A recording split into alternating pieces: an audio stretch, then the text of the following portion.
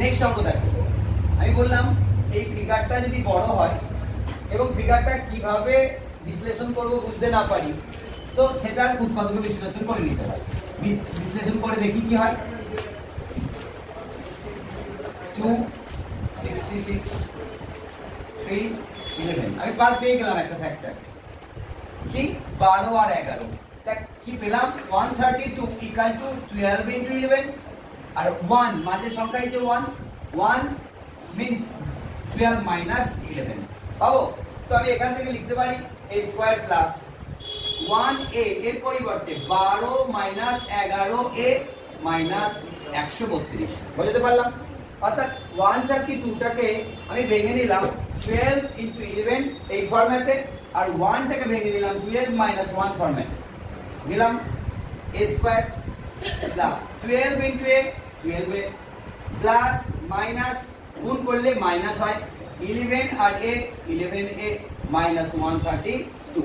আশা করি বুঝতে পেরেছি 2 থেকে 3 নম্বর লাইন। ওকে, এই পার্টটাই a কমন যোগ্য, a নিয়ে নিলাম, a স্কয়ার থেকে a কমন, a 12a থেকে a কমন, 12 12 মাঝে চিহ্ন কি প্লাস। আমি বারবার বলছি প্রত্যেকবার মাথায় রেখো এইটা সর্বদা এই পার্টটা হবে, যদি না হয় অঙ্ক ভুল করছি। এখন এই পার্টটা থেকে আমি শুধু এটাকে লিখেছি, নিশ্চয় 11 কমন আছে, চিহ্ন কি আছে মাইনাস, দেখে নি গুণ করে হচ্ছে কিনা 11 আর a গুণ করলে 11 এ প্লাসে মাইনাসে মাইনাস 12 ইনটু 11 132। এই পার্টে a প্লাস 12 তো কমন যোগ্য, নিয়ে নিলাম a প্লাস 12, এই পুরো রাশিটা থেকে a প্লাস 12 কমন, পড়ে থাকলো কি a, এই পার্টটায় a প্লাস 12 কমন, পড়ে থাকলো কি মাইনাস 11।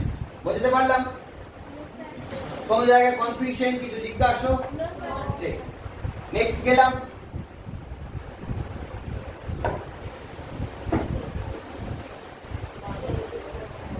নেক্সট তুমি পেয়ে যাচ্ছ p square 3p minus 18,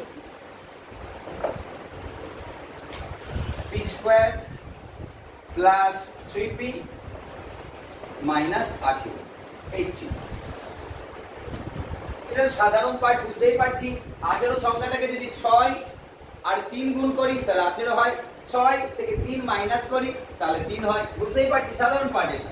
p square 3p টাকে আমি লিখব 6 মাইনাস 3 ইনটু p মাইনাস 18। দেখ 6 আর 3 যদি গুণ করি 18 পাবো, 6 থেকে 3 মাইনাস করি 3 পাবো।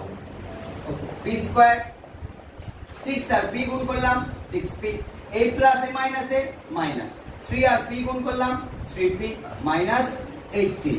ওকে, এই দুটো পার্টে প্রথম যে পার্টটা আছে আমি দেখতে পাচ্ছি p কমন, p স্কয়ার থেকে p গেল তাহলে p, 6p থেকে p গেল তাহলে পড়ে থাকলো 6, মাঝের সাইন কি আছে প্লাস, তাহলে অবশ্যই প্লাস। এই পার্টটাও আগের মতোই p প্লাস 6ই আসবে। এখন এই পুরো রাশিটা থেকে p টা আমি প্রথমেই দেখতে পাচ্ছি, কিন্তু আমার ছিল কি রাশি 3p, নিশ্চয়ই এটা কমন গেছে 3, চিহ্নটা কি মাইনাস, 3 আর p গুণ করলাম 3p, 3 আর 6 গুণ করলাম মাইনাস 18।